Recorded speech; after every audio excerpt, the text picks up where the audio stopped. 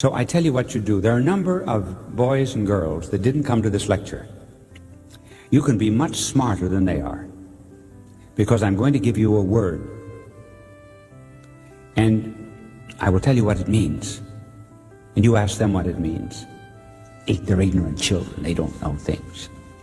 The word is K-E-N-O-S-I-S. Kenosis. K-E-N-O-S-I-S. Now I will explain it. Let me read this passage to you from St. Paul's letter to the Philippians. Incidentally, this passage that I am reading to you was once a hymn in the early church. Greek scholars have found the meter of this particular verse. And just think, Paul wrote his epistles before the Gospels were written. So this was the creed in the eastern part of the world before we had any New Testament. And here is the passage. Let your bearing toward one another arise out of the life of Christ. For the divine nature was his from the first. By this is meant our Lord was always God. The divine nature was his from the first. Yet he did not think to snatch at equality with God. He didn't try to be like God because he was God. Who snatched at equality with God? Satan. I'm going to talk about the devil tonight. Satan tried to snatch at equality with God. Adam did too, because the devil said to Adam, you will be like gods. But our Lord was God by nature. Now he made himself nothing. There's the word kenosis. He emptied himself, made himself nothing, and became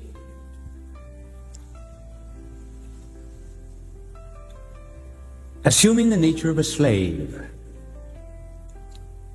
A slave. What does a slave do? A slave does two things. He does dirty things and hard things.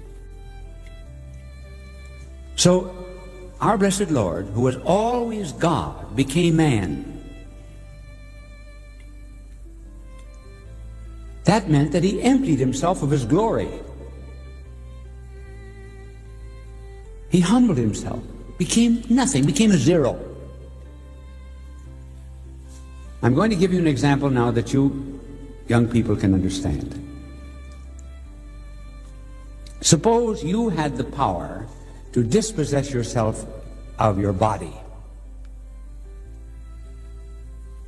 and just keep your soul. And suppose you wanted to have a kenosis, an emptying, and you would put your soul into the body of a dog.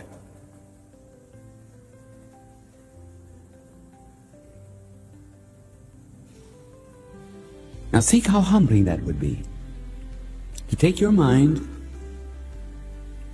your understanding of things, and when you put it into the body of a dog, you would not exceed the limitations of that dog nature. First of all, you could speak, but you wouldn't speak, you'd only bark. You would have reason, you would know the right things to do, but you just follow instinct.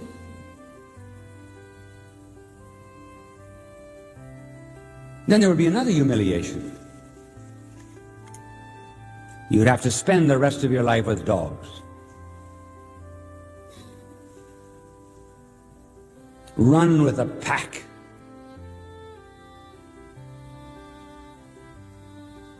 Knowing you're 1,000 times better than they.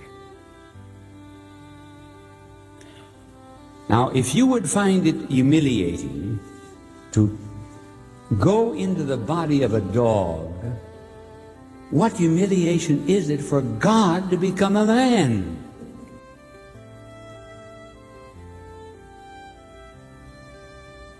And when he takes this human nature, he resolves hardly ever to exceed the limitations of this human nature. So God can suffer. When people suffer today, they say, well, does God know anything about pain? Does God ever go without food for 3 days? Or 10 days? Does God ever thirst? Does God know anything about the wounds of those that are brought into accident wards and hospitals? Was God ever ridiculed and mocked? Was he ever in exile? Does God know what it is to be in prison? Yes. When he became man, he could suffer. And then in addition to that humiliation, he had to spend his life with men. Now you children know that sometimes if you don't know the answer to a question, the teacher may get impatient because she finds it hard to be with dumb kids. Now think how hard it is for God to be with dumb men. This infinite intelligence with those who are tardy of understanding. And they would ask him, what's the meaning of this simple parable? Now this is the person of our Lord, and this gives you some idea of what Christmas is. Because you see God in the form of a babe. Now, why did he take upon himself our nature? St. Paul says he became a slave. And the slave does hard things. But our Lord became man in order to transfer to himself our burdens. That is why we read that when our Lord cured the blind and the deaf, what did he do? He sighed. He wept. He groaned. All of these agonies he felt. I'm sure, for example, when our Lord cured the blind, that he felt the blindness of a Milton. When he healed the deaf and sighed, that he was sensitized to the deafness of a Beethoven.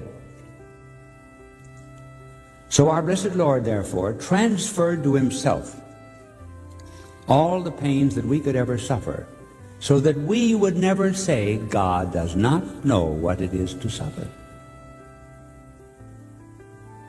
And then having overcome all of that in the resurrection, he gave us the example of being patient under trial. So our Lord, therefore, transferred to himself physical ills. Now let's go into mental ills. Mental ills would be mental retardation,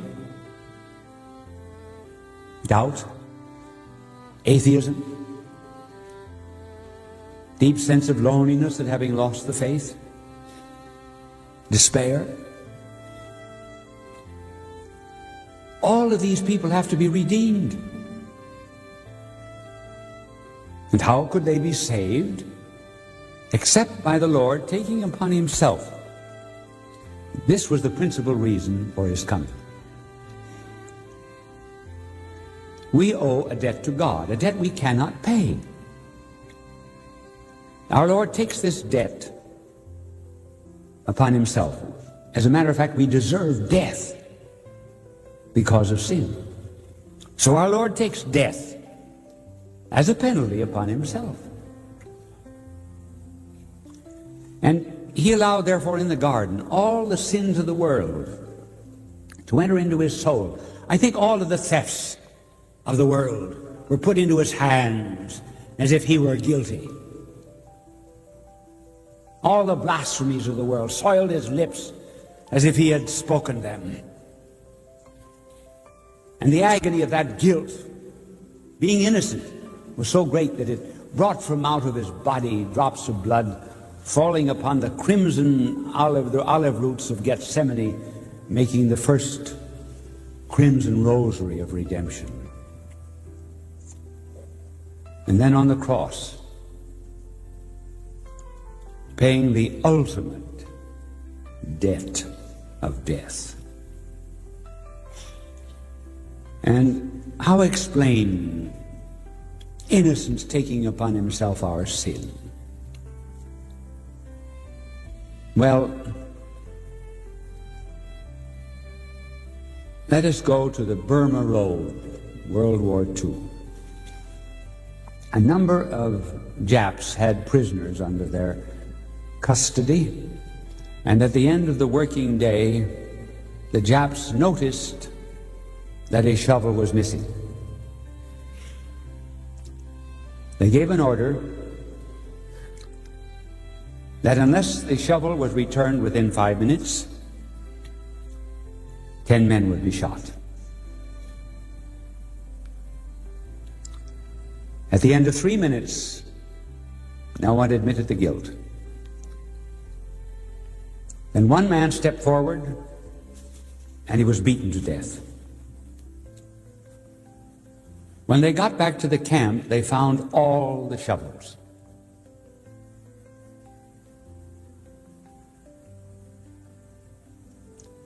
He had taken the burden upon himself, the accusation of theft upon himself, as if he were guilty, in order to save the others.